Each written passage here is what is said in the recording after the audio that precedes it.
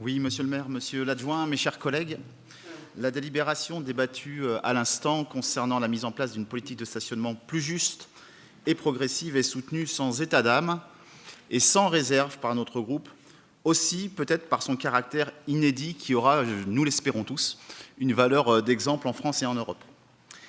Au regard des impérieux enjeux climatiques et de l'indispensable bifurcation écologique, expression chère à mon voisin Philippe Prieto, nous n'avons pas d'autre choix que d'amplifier les actions en matière de politique publique visant à offrir une juste place aux véhicules, y compris selon leur volumétrie, pour se donner tous les outils visant à mieux respirer dans notre ville.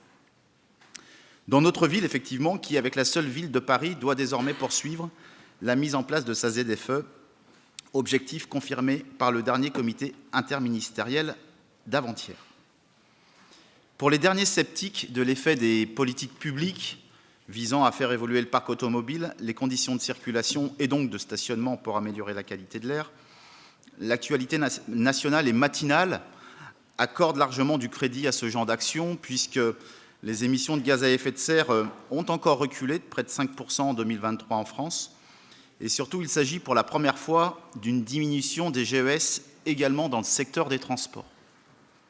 Donc nous pensons assurément que les actions menées par les collectivités, d'abord, participent largement de cette diminution. Il s'agit donc de les amplifier.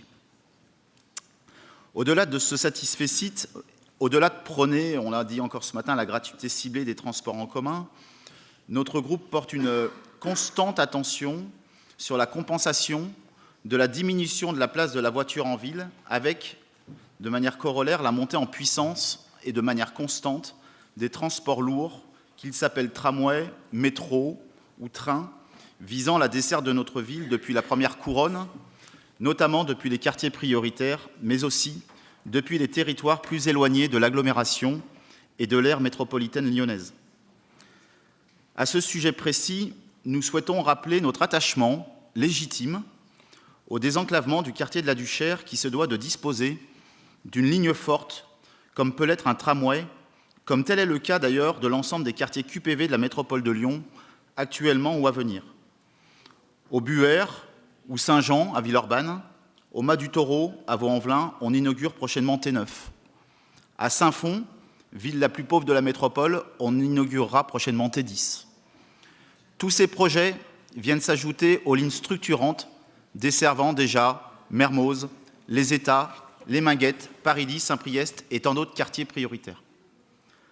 À l'automne 2021, les Duchérois avaient rêvé de l'arrivée du métro lorsque le Citral avait proposé lors d'une consultation une éventuelle possible extension de la ligne D jusqu'au cœur du quartier.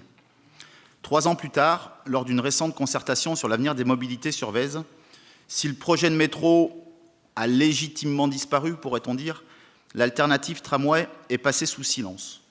Tout juste, la mention d'une ligne centre-ouest est indiquée sans précision du mode. Son absence dans le dossier de consultation et pendant cette concertation nécessite de réaffirmer collectivement cette exigence de transport lourd au service des Duchérois, certes, mais plus globalement des habitants de la porte nord-ouest de notre métropole. En vous remerciant de votre attention et de votre éventuel soutien. Je vous remercie.